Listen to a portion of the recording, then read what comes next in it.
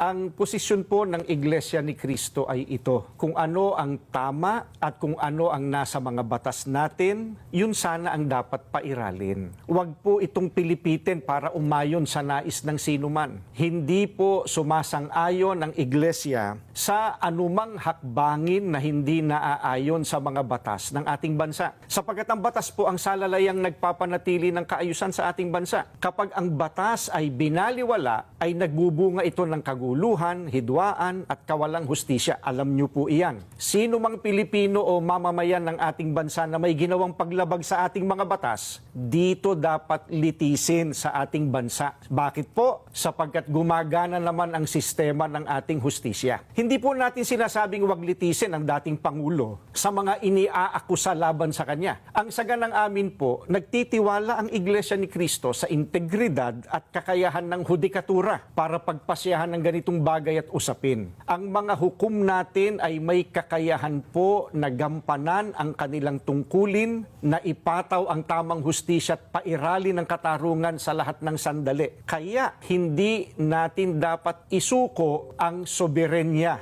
ng ating bansa sa iba. Yan po ang posisyon natin. Ayun, malinaw na malinaw. Ano ha? So, Nelson, wala palang kinalaman sa rally. Kung ano man pagkilos. Kung ano mang pagkilos sa kasabay ng kaarawan ng dating Pangulong Rodrigo Duterte. Hindi ito Wala po. kung ano ang batas, yun dapat na umiral. Oho. Sa kasalukuyan pong pangyayari. At dapat po ay dito, litisin sa ating bansa. Ano ha?